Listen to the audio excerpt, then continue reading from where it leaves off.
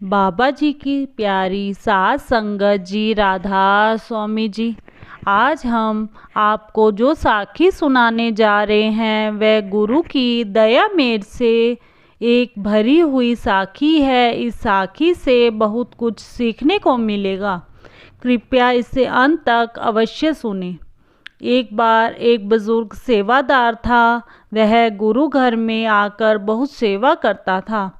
वह ना धूप देखता था, ना बारिश देखता था। आंधी तूफान जो भी हो, वह गुरु की सेवा में लगा रहता था। गुरु घर में आने वाली संगत उसको बाबा कहकर पुकारती थी। वैसे उनका नाम रूप सिंह था।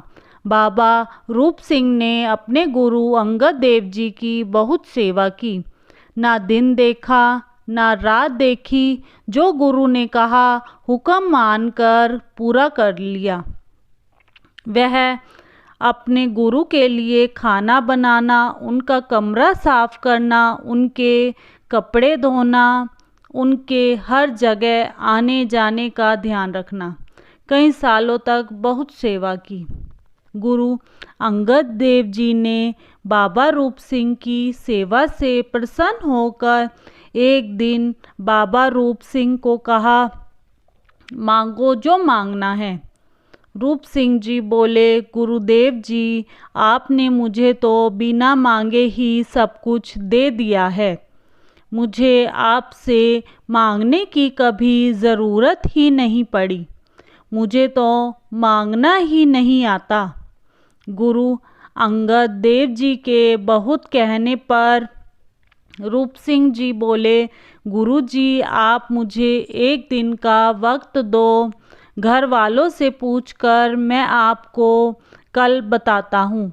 घर जाकर बाबा रूप सिंह ने अपनी माँ से पूछा, माँ, गुरु अंगद देव जी मेरी सेवा से प्रसन्न होकर मुझको कुछ मांगने के लिए कह रहे हैं। माँ, मैं गुरु जी से क्या मांगूँ? तो माँ बोली, बेटा, हमारे पास बिल्कुल भी ज़मीन नहीं है। अपनी ज़मीन होगी तो हम उसमें अपने परिवार के लिए फल सब्जियां वगैरह लगा सकेंगे। तू ज़मीन ही मांग ले। उसका मन नहीं माना। उसने अपनी पत्नी से पूछा तो वह बोली, इतनी गरीबी है, पैसे मांग लो। पैसे से हम जो चाहिए है हम सब खरीद सकते हैं। फिर भी उसका मन नहीं माना। उसकी एक बेटी थी। उसने अपनी बेटी से पूछा कि गुरुजी ने मेरी सेवा से प्रसन्न होकर मुझको कुछ मांगने के लिए बोला है। वह बोली, पिताजी, गुरुजी ने जब कहा है कि मांगो तो कोई छोटी मोटी चीज़ ना मांग लेना। इतनी छोटी बेटी की बात सुनकर रूप सिंह जी बहुत ही हैरान हुए और बोले, कल तू ही मेरे साथ चलना। गुरुजी से जो मांगना है तू ही मांग लेना। अगले दिन दोनों बाप बेटी गुरुजी के पास गए।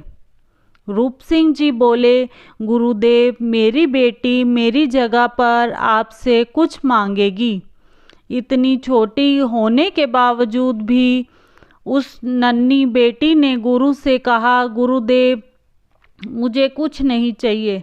आपने मेरे पिताजी की सेवा देकर जो हम पर उपकार किया है, हम उसके लिए आपके बहुत आभारी हैं। आपके हम लोगों पर पहले ही बहुत से एहसान हैं। आपकी दया मेर का हाथ हमारे सिर पर है। हम पर आपकी रहमत है। बस मुझे एक ही बात चाहिए कि आज हम दिन में एक बार ही खाना खाते हैं। कभी आगे ऐसा वक्त आए कि हमें 4-5 दिन में भी अगर एक बार खाना खाने को मिले, तब भी हमारे मुख से आपके लिए शुक्राना ही निकले। कभी भी हम लोग आपसे शिकायत ना करें। हर समय शुक्र करने का आशीर्वाद दो।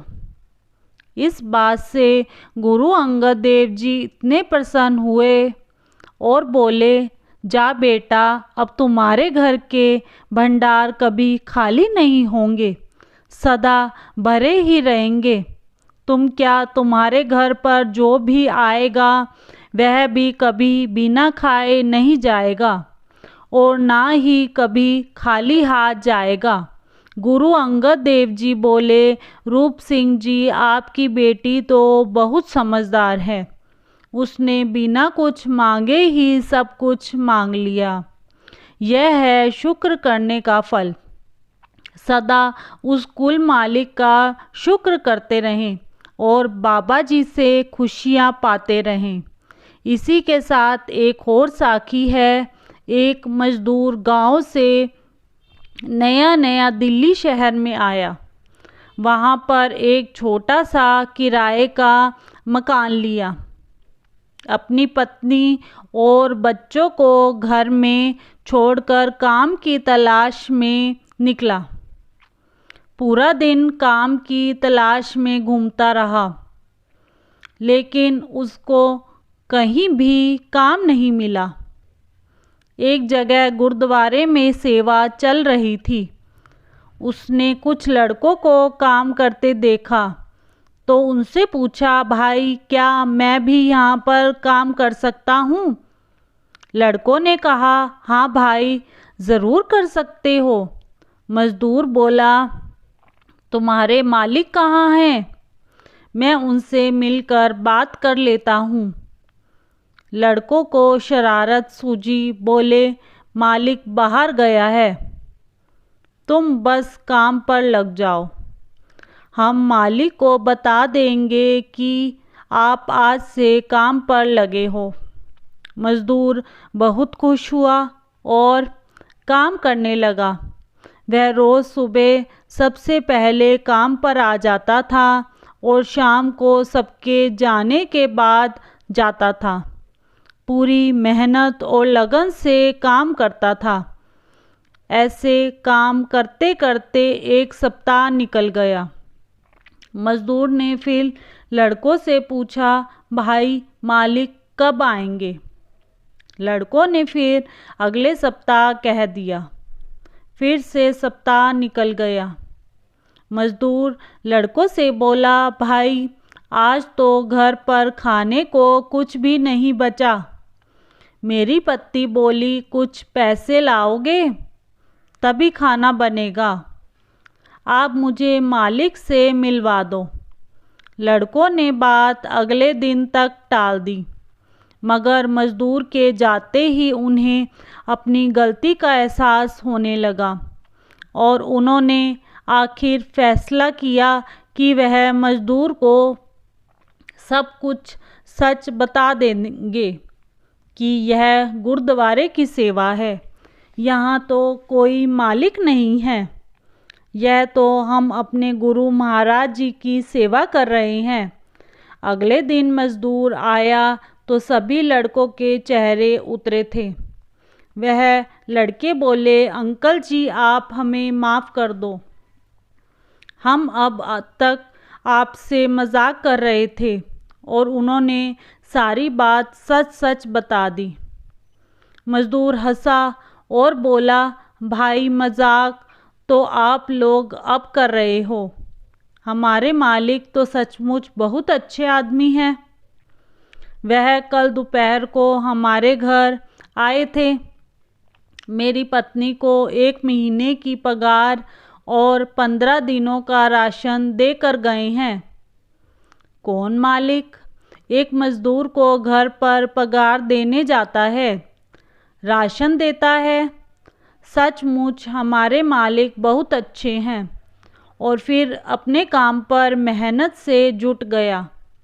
लड़कों की समझ में आ गया, जो बिना स्वार्थ के गुरु की सेवा करता है, गुरु हमेशा उसके साथ रहते हैं और उसके दुख तकलीफ दूर करते रहते हैं। वे सभी बाबा जी का शुक्र करने लगे। राधा स्वामी जी।